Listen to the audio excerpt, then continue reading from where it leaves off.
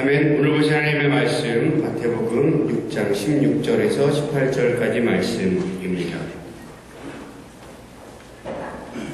마태복음 6장 16절에서 18절까지 말씀입니다.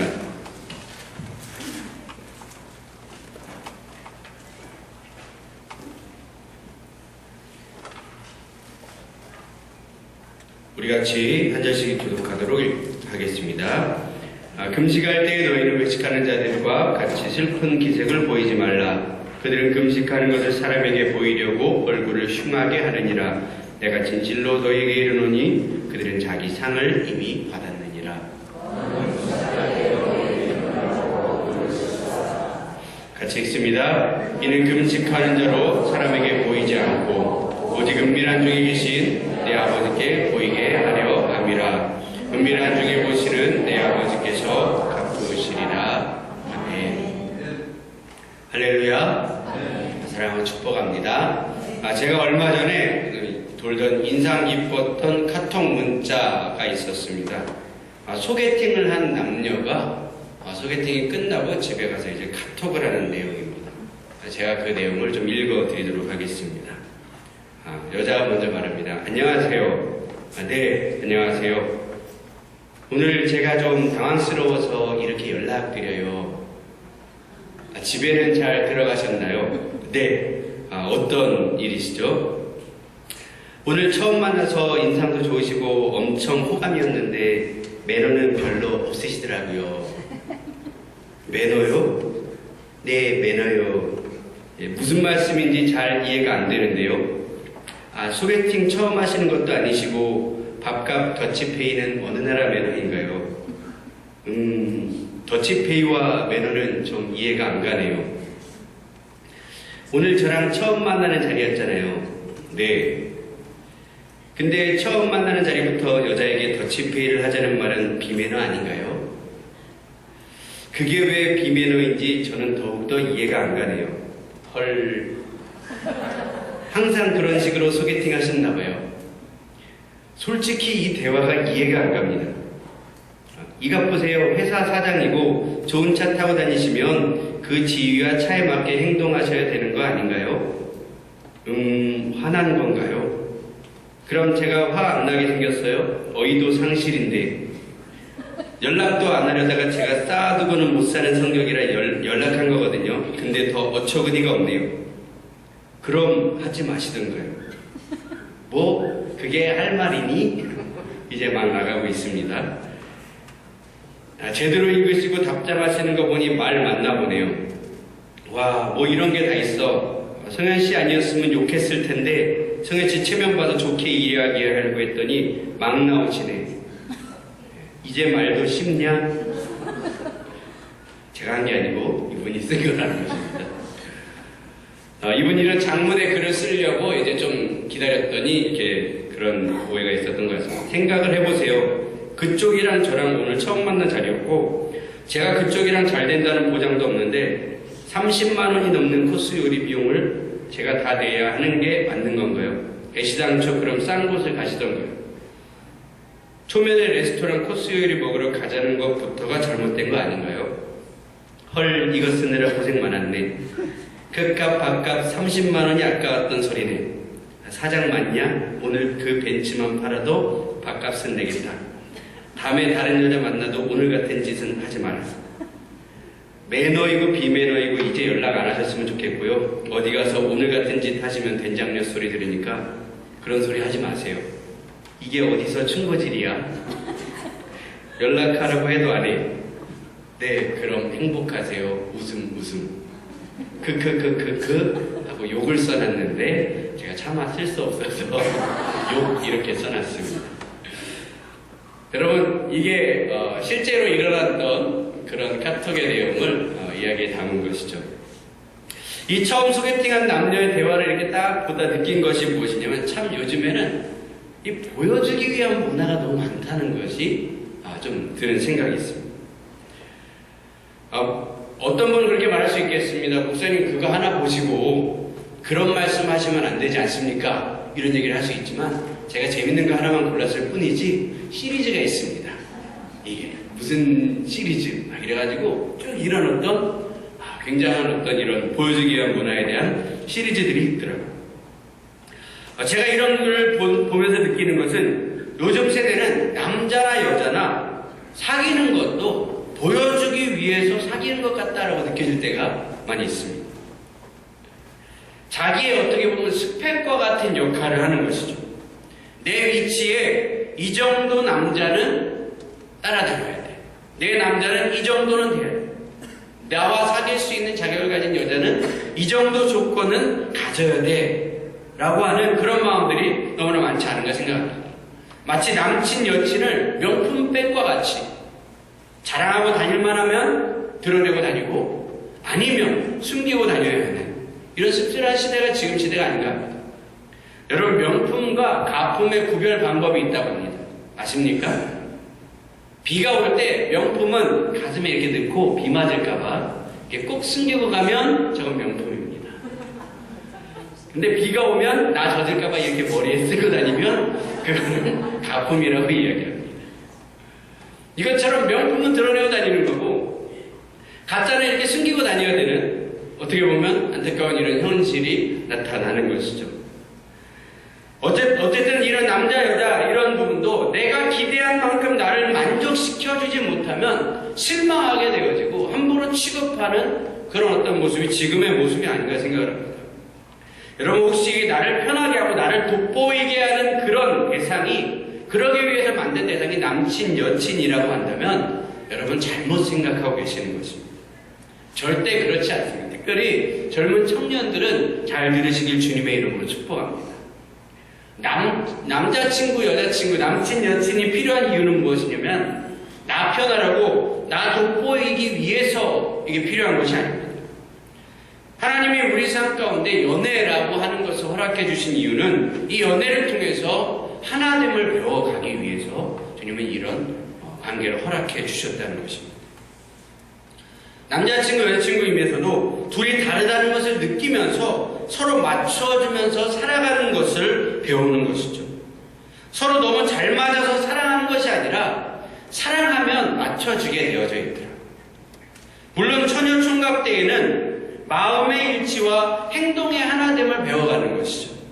그러니까 연애를 화려하게 해본 사람일수록 연애 생활을 엄청 화려하게 해본 사람일수록 결혼 생활을 적응하기 어렵더라. 연애 때는 다 떠받들어주고 다 해주는 어떤 그런 사람 만나다가 결혼하면 이것은 막상 현실이거든요. 현실은 냉혹합니다. 할렐루야. 그죠? 환상만 가지고 있는 사람들일수록 현실에 부딪힐 때 쓴맛을 보게 됩니다. 제일 불행한 결혼은 저는 스펙만 보고 결혼한 결혼이 아닐까 생각을 합니다.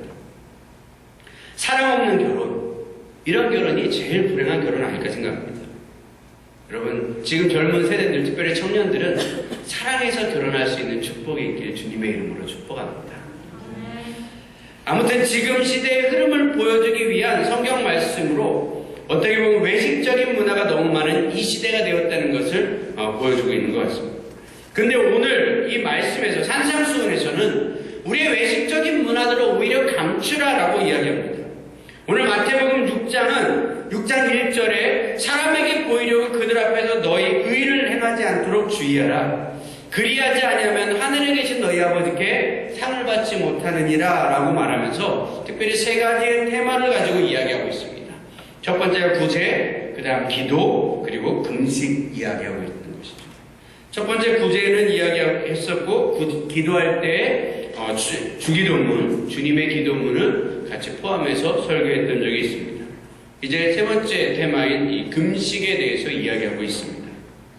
근데 이 세 가지를 주님은 드러내지 말고 은밀하게 보이지 않게 하면 하나님 아버지께서 은밀한 중에 보시고 갚아주신다라고 오늘 말씀 분명히 이야기하고 있다는 것입니다.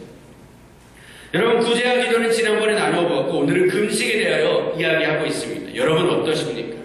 금식하면 숨기고 싶으십니까? 드러내고 싶으십니까? 우리가 좀 신앙생활 하다 보면 많은 어려운 일이 있거나 좀 돌파해야 하는 어떤 큰 일이 있을 때 우리는 금식이라는 결단을 합니다. 그러면서 금식 기도를 시작하면서 이제 금식하려고 하는 그때 대부분 우리 드러내고 싶은 마음이 있더라고요. 저도 금식을 몇 번 해보았습니다. 근데 그 금식할 때마다 저에게 드는 생각은 이것을 어떻게 은밀하게 숨기면서 할까 이런 것이 아니라 어떻게 은밀하게 드러내지 않게 다른 사람들에게 퍼질까 이런 것들을 좀 고민하는 것 같습니다. 이게 신앙의 고단수들이죠. 여러분, 신앙의 고단수들은 어떻게 합니까? 말로는 숨긴다고, 난 조용히 금식한다 이렇게 이야기합니다.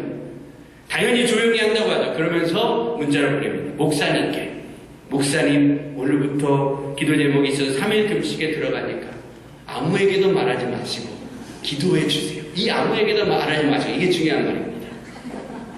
아무에게도 자신의 어떤 겸손을 드러내고 싶은 그런 말이죠. 그러면서 아무에게도 말하지 말고 기도만 해달라고 하니까 목사님들은 진짜 과묵하셔가지고 진짜 기도만 하시죠. 그러니까 어떻게 합니까? 두 번째 작전을 펴시죠. 교회에서 이제 말 잘하시는 분들이 있습니다.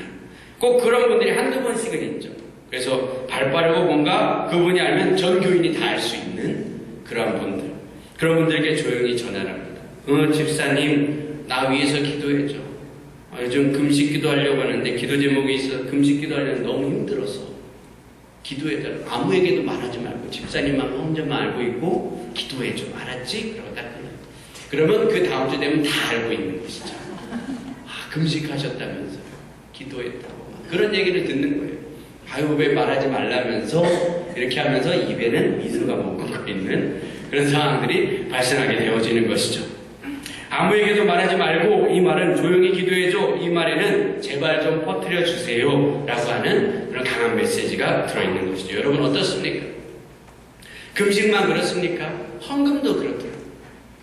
헌금 1,000만 원, 2,000만 원 막 엄청난 헌금을 하면 우리 교회는 아닌 것 같은데 다른 교회의 어떤 이 간증 메시지 이런 거 들어보니까 은근히 자랑하고 싶은 거예요.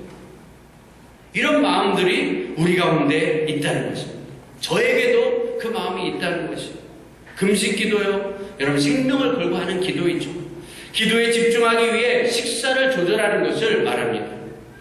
근데 오늘 말씀은 금식에 대해서 이야기하지만 저는 이 금식만을 이야기하는 것이 아니라 이것에 대한 개념을 좀 확장을 시켜서 영적인 모든 것에 이러한 개념이 해당된다라고 이야기하고 싶습니다.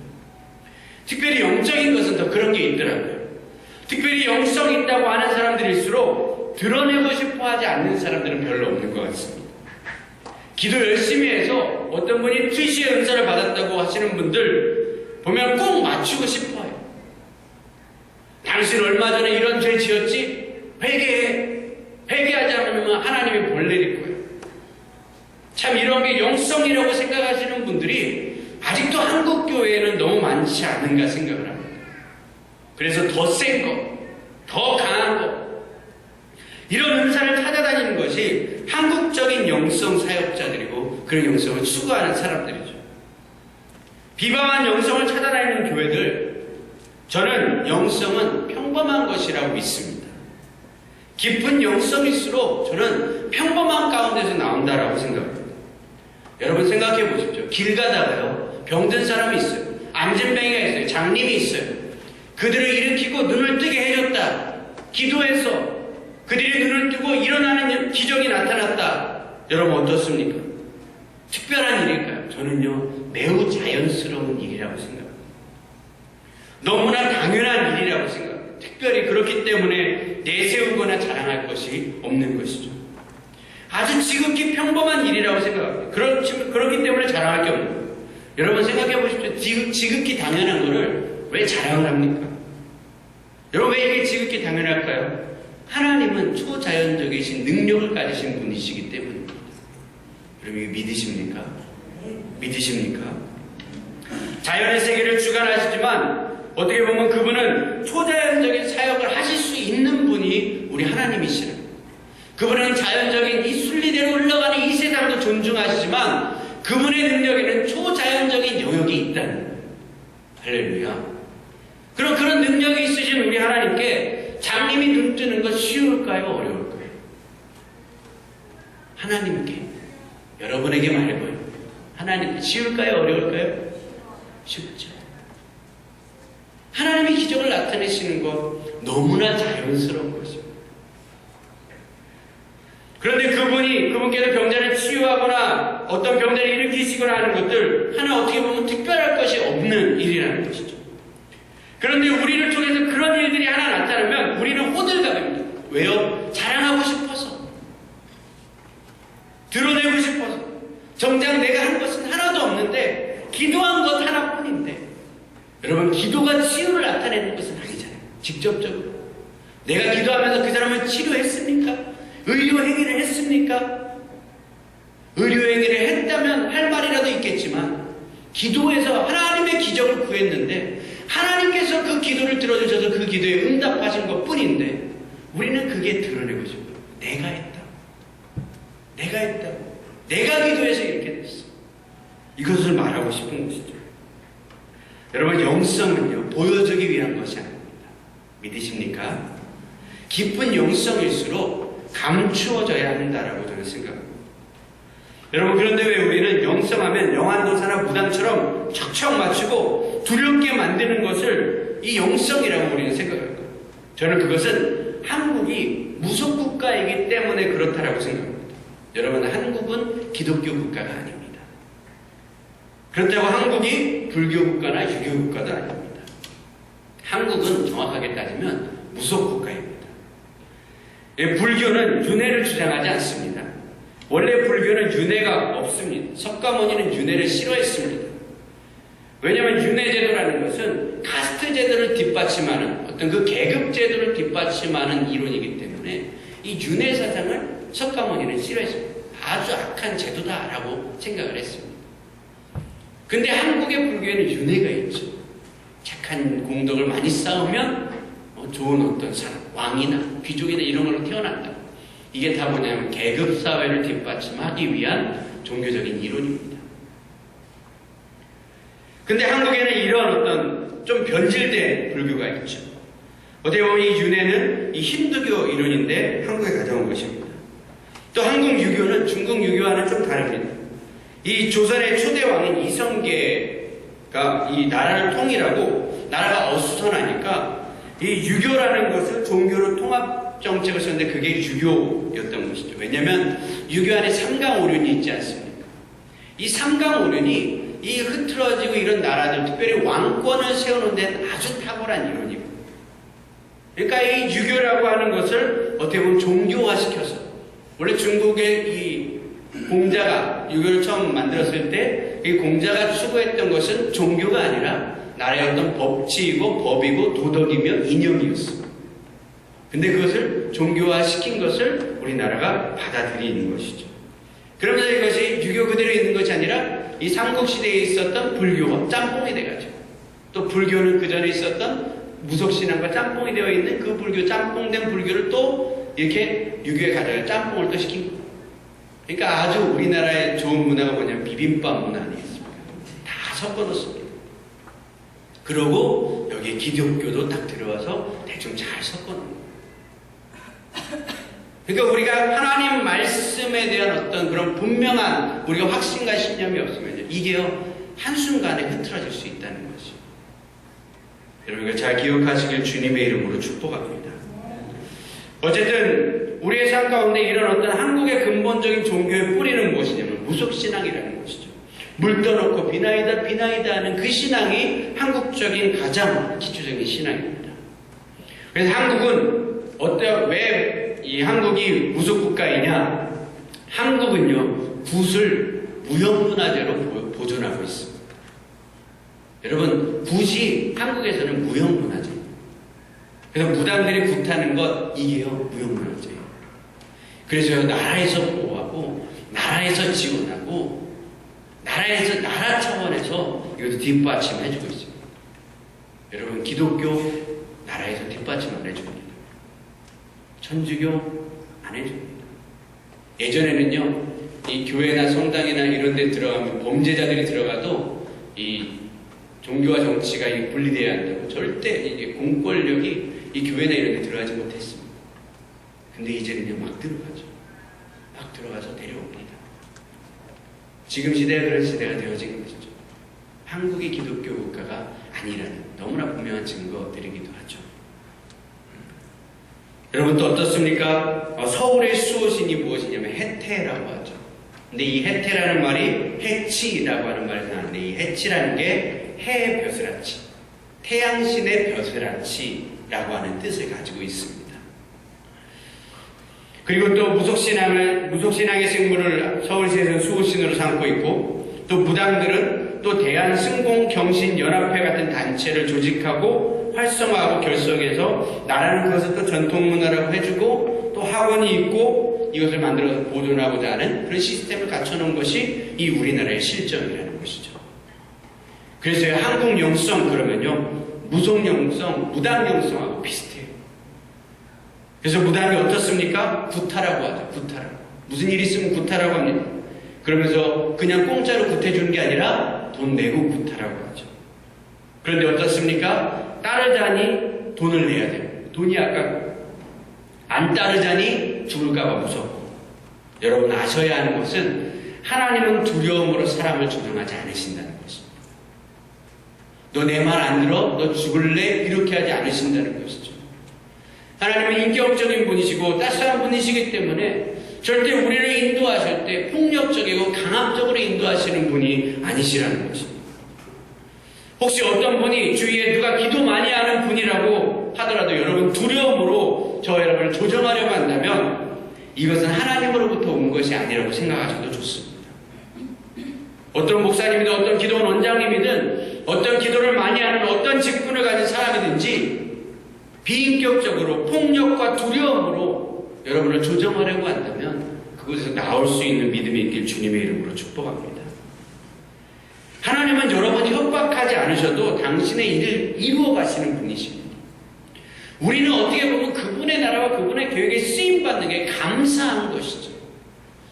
그분이 우리를 파트너십 삼으시는 게 감사함으로 나아가는 게 당연한 것인데 하나님의 나의 협박에 내 돈 뜯어내기 위해서 교회 나오라고 하는 것처럼 그런 생각이 들 때가 많이 있다는 것입니다. 여러분 하나님은요, 그분의 나라는요 부족함이 없는 나라인 줄 믿습니다. 하나님은 저와 여러분을 그저 파트너십으로 삼기 원하는 것이지 너 내 말 안 들으면 큰일 나, 너 죽어, 너 그렇게 하면 안 돼, 이런 하나님이 아니시라는 것입니다. 여러분 만약에 하나님이 진짜 그런 분이었으면 저와 여러분은 벌써 죽으셨습니다. 할렐루야. 그분이 오래 참으시고 인자와 자비가 영원하신 분이시기 때문에 지금도 참고 기다리시는 분이시고 심판을 유보하고 있다는 것입니다. 여러분 분명히 아셔야 될 건 심판은 반드시 있습니다. 지금은 아니지만 반드시 있다는 것을 믿으시는 주님의 이름으로 축복합니다. 그분 앞에 저와 여러분 떳떳한 마음을 가지고 살아갈 수 있길 주의 이름으로 축복합니다. 아무튼 우리는 영성이라고 하면 기도원 원장님이 이렇게 눈 쫙 휘둘러가지고 목소리 걸쭉한 분이 기도해, 헌금해, 기도 안 하면 너 큰일 나, 죽어, 잘못돼, 이것을 영성이라고 생각합니다. 그래서 한국은 이 영성에 대한 상처가 있습니다. 그래서 기도에서 뭔가 좀 보이고 알면 그저 드러내고 싶은 것이 한국적인 영성의 특징입니다. 근데 어떻습니까? 요셉도 그 꿈꿔가지고 영적인 꿈을 딱 끄고 하나님이 주신 꿈 꾸고 자랑하고 다니는데 형들이 자기를 팔고 죽이려고 하는 거예요. 여러분 영성은 깊은 연단과 하나님의 훈련이 같이 따라가야 하는 줄 믿습니다. 그저 보이기만 하는 게 영성이 아닌 것이죠. 하나님이 우리를 연단하시고 훈련하시는 그 어떤 과정들이 우리 가운데 필요하다는 것입니다. 그래서 어쨌든 한국적인 영성의 특징은 이런 것이죠. 어디서 왔냐고? 무당에서 온 무당 영성인 거예요. 여러분 너무 우리가 무당성 영성을 좋아하지 마시길 주의 이름으로 축복합니다. 왜냐하면 영적 사역자들도 성숙한 인격, 즉 하나님 아버지의 마음을 가지고 사역해야 하는데 이게 안 되는 사람들은 자기 방법과 자기의 인격이 나타납니다. 그러니까 치유를 해도 비인격적으로 하고 회개사역을 해도 비인격적으로 하다 보면 결국 안찰기도나 어떤 폭력적인 그런 어떤 비인격적인 사역들이 나오게 되어진다는 것입니다. 치유가 안 된다, 된다 이것을 말하는 것이 아닙니다. 영적인 능력이 나타난다, 안 나타난다 이것을 말하는 것이 아닙니다. 치유가 되어도요. 어디 여러분 성령이 성경 말씀에 때려서 치유하시는 것을 보았습니다. 성령님은 인격적이신 분이십니다. 그래서 그분이 하시는 일도 인격적인 것이죠. 그래서요, 여러분, 비인격적인 사역자들에게도 기적은 나타납니다. 치유도 되고 예언도 하고 기가 막히게 잘 맞추기도 합니다. 그런데 문제는 당장은 신기하고 대단하고 좋은데 이게 오래가지 않는다는 거예요. 결국 성숙하지 못한 인격의 사역은 되고 뭔가 나타나는 것은 있을지 모르지만 관계가 틀어져서 결국에는 깨지게 되는 것을 많이 보게 됩니다. 여러분, 사역은 열매를 보아야 합니다. 열매는 예수 그리스도의 성품, 성령의 열매를 말하는 것이죠. 좋은 나무는 좋은 열매를 맺는 것이고 못된 나무는 못된 열매를 맺는다고 이야기하고 있습니다. 속담이 말하는 게 아니라 성령이 이야기하고 있는 말씀입니다. 여러분, 좋은 나무를 찾을 수 있는 그런 마음과 눈을 가지시길 주님의 이름으로 축복합니다. 한국의 영성은 성숙한 인격이 동반되어야 합니다. 특별히 이 성숙한 인격은 오늘 말씀과 같이 드러내지 않는 것을 말하죠. 드러내지 말라는 것은 영향력을 발휘하지 말라는 것이 아닙니다. 자랑하지 말라는 것을 이야기하는 것이죠. 왜요? 소위 영적인 사람이라고 특별한 사람이 아니기 때문인 것입니다. 오히려 드러낼수록 어떠냐면 자기 상을 이미 받았다고 하는 것입니다. 여러분, 감추십시오. 그래야 주님이 주실 상급이 있는 것입니다. 혹시 여러분 누군가를 위해 은밀하게 기도해서 그분의 질병이 치유받은 기적과 그런 능력을 체험하신 적이 있으십니까? 그렇다면 여러분 조용히 하나님께만 영광 돌리시길 주님의 이름으로 축복합니다. 하나님은 은밀하게 그 행동을 보고 계신다는 것입니다. 그런데 우리는 꼭 말하고 싶어서 우리 입술이 근질근질하죠. 드러내고 싶어서. 여러분, 그럴수록 감추십시오. 적인 것일수록 더 대단한 것이 나타날수록 더욱더 겸손하고 낮아짐이 필요한 것입니다. 더 큰 기적이 나타날수록 내 삶에 더 큰 축복을 받을수록 우리는 겸손함을 가져야 합니다. 그렇지 않으면 이 땅에서는 내가 큰 영성을 가지고 큰 사역을 하고 큰 재물을 가지고 큰 교회를 하거나 큰 축복을 받을 수 있을지 모르지만 영원한 하나님의 나라에서는 아무것도 가진 것 없이 하나님이 주실 것은 하나도 소유하지 못하는 채 그 나라에 들어갈 수도 있다는 것입니다. 할렐루야. 제 이름으로 축복합니다. 제가 얼마 전에 이렇게 예배나 집회를 이렇게 다니다가 참 신기한 광경을 봤습니다. 그것은 한 자매님이 이게 앞에서 집회하고 막 이러는 뒤에 앉아가지고 설교하시는 분이 딱 있는데 뒤에 앉아가지고 막 이러고 있으시는 거예요. 뭐 본인이 이게 자기가 어떤 느낌이 왔다는 거죠. 말씀 이렇게 들으면서. 근데 그 말씀하는 사역자가 딱 있는데 갑자기 뭐 이러면서 주위 사람한테 얘기하면 나 느낌 왔다고 막 자기 영성을 이게 받는 걸 자기의 느낌을 자랑하는 거예요. 그런 것을 보면은 참 어떻게 보면 그 마음 가운데 무슨 마음이 들었냐면 내가 저 앞에 설교하는 설교자보다 더 영적이다 라고 하는 그 메시지가 그 모습 가운데 들어있는 것을 많이 보게 됩니다. 여러분, 그렇게 우리가 드러내고 티낸다고 어떻게 보면 하나님이 그 사람을 통해 선한 영향력을 발휘하는 것은 아니지 않습니다. 오히려 설교를 들으려고 하는 수많은 사람들에게 방해가 되는 그런 모습을 가질 수도 있는 것이죠. 오히려 그들의 영향력을 내가 잘라버리는 일들을 할 수도 있다는 것입니다. 할렐루야. 여러분, 우리가 평범한 영성들을 소유할 수 있는 저와 여러분 되시길 주님의 이름으로 축복합니다. 보여주기 위한 문화와 그런 습관, 그런 영성들을 저와 여러분 버리시길 주님의 이름으로 축복합니다. 여러분, 교회 생활 누구에게 보여주기 위해서 하시는 것입니까? 누가 여러분이 교회 생활 신실하게 하는 것을 지켜봐 줬으면 좋겠습니까? 그리고 그것을 칭찬해 주셨으면 좋겠습니까? 혹시 누가 알아주지 않아서 서운하다면 우리 마음 가운데 아무도 몰라요. 누가 내가 하고 있는 것 아무도 알아주지 않아도 우리 아버지는 아시지. 우리 하나님은 아시지. 그렇지. 내 아버지는 분명히 나의 이런 은밀한 모습들을 지켜보고 계실 거야. 여러분, 이 마음을 가질 수 있길 주님의 이름으로 축복합니다. 혹시 여러분 너무나 많은 봉사, 너무나 많은 어떤 헌신들을 하다가 지치시는 분들이 계십니까? 누가 인정해주지 아니하고 그 위로도 어떻게 보면 위로하는 말도 어떻게 보면 가식같이 느껴지는 그런 마음을 가지신 분 혹시 계시지 않습니까? 그렇다면 여러분 그 마음에 주님이 여러분을 지켜보고 계시다는 것을 여러분 마음으로 믿으시고 그것을 받아들이실 수 있길 주님의 이름으로 축복합니다. 주님은 여러분을 보고 계십니다. 할렐루야. 여러분 이렇게 이겨나갈 수 있길 주님의 이름으로 축복합니다. 누가 쳐다보지 않아도 누가 알아주지 않아도 행할 수 있는 신앙의 자세를 가지시길 주의 이름으로 축복합니다. 말씀을 맺습니다. 마태복음 7장 21절에서 23절 우리 같이 한번 읽어보도록 하겠습니다. 같이 읽겠습니다. 나더러 주님 주님 하는 사람이라고 해서 다 하늘나라에 들어가는 것이 아니다. 하늘에 계신 내 아버지의 뜻을 행하는 사람이라야 들어간다. 그날에 많은 사람이 나에게 말하기를 주님 주님 우리가 주님의 이름으로 예언을 하고 주님의 이름으로 귀신을 쫓아내고 또 주님의 이름으로 많은 기적을 행하지 않았습니까? 할 것이다. 그때 내가 그들에게 분명히 말할 것이다.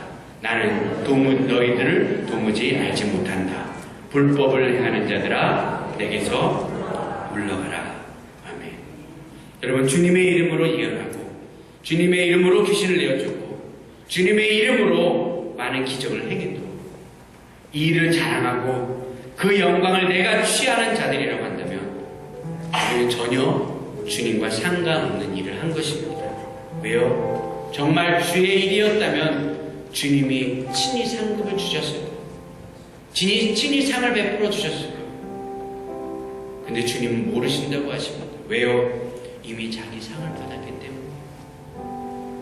자기 한 일에 자기의 어떤 대가를 받았다면 그것은 이제 끝이 난 것입니다. 주님은 아직 상 줄 사람을 기다리고 계십니다. 사람들이 인정하지 않는 사람, 어떻게 보면 사람들한테 무시당하는 사람,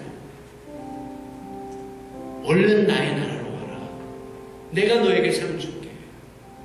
사람들이 아무도 인정하지 않고 사람들이 아무도 봐주지 않지만 나는 알고 있다. 나는 너에게 줄 것이 있다. 여러분 주님 오늘 저 여러분에게 이런 말씀을 해주실 줄 믿습니다.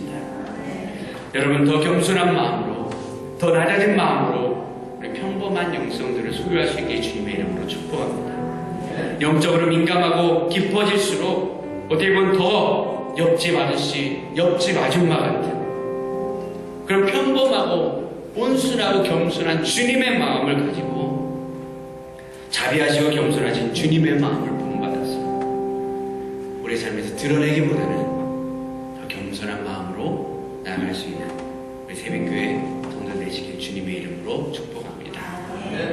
우리 같이 한번 찬양하면서 우리 주님의 마음을 간절히 구하면서 아버지 당신의 마음을 나에게 보여달라고 그래서 찬양하며 고백하기 원합니다. 아버지 당신의 마음이 있는 곳에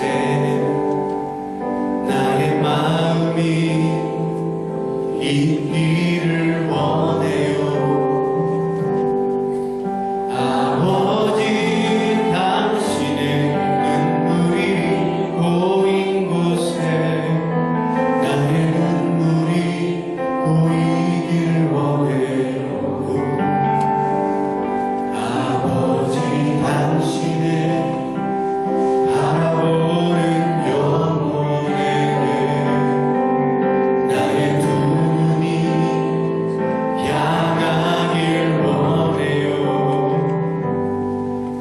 아버지 당신이 울고 있는 어두운 땅에 나의 두 발이 향하길 원해요.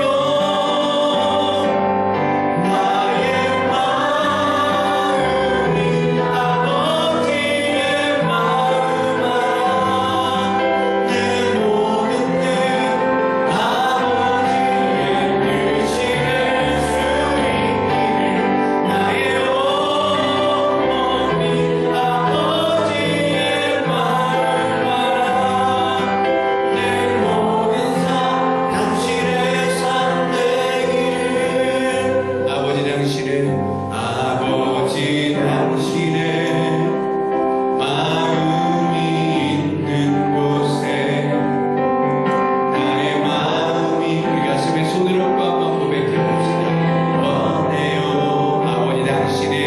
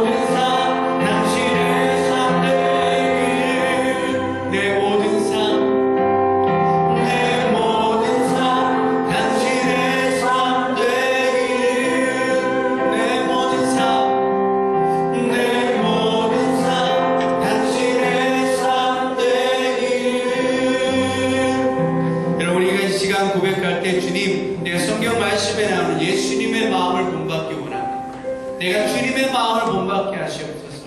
나를 뽐내고 드러내고자 하는 마음이 아닌 겸손하고 온유한 주의 성품을 배우고 주님의 마음을 배우게 하여 주시옵소서. 이 시간 우리가 주님 앞에 우리의 마음을 드리며 우리 결단하고 결심하는 마음으로 우리 주님 앞에 기도하며 나아가기 원합니다. 기도하시겠습니다.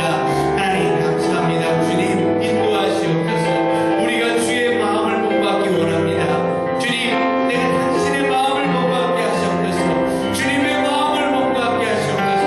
그리고 우리가 주의 마음과 주님이 가지고 있는 그 성품과 온유하신 마음을 배워 나가기 원합니다. 하나님 내 마음을 주님 주장하여 주시고 나를 드러내며 나를 뽐내며 나를 찬양하기 위해 나가는 그 마음이 아니라 성령께서 주시는 겸손한 마음, 낮아진 마음을 가지고 평범한 영성을 소유하며 하나님 앞에 나아가시는 귀한 마음으로 나아가도록 주의 인도하시고 주님 축복하여 주시옵소서. 하나님 함께 하시기 원합니다. 오 주님 임하여 주시옵소서. 하나님 함께 하시옵소서. 주님 역사하시옵소서. 우리의 마음을 만져주시고 우리의 마음의 결단을 주님 기뻐 받아주시며 우리의 마음의 고백을 주여 들어주시옵소서.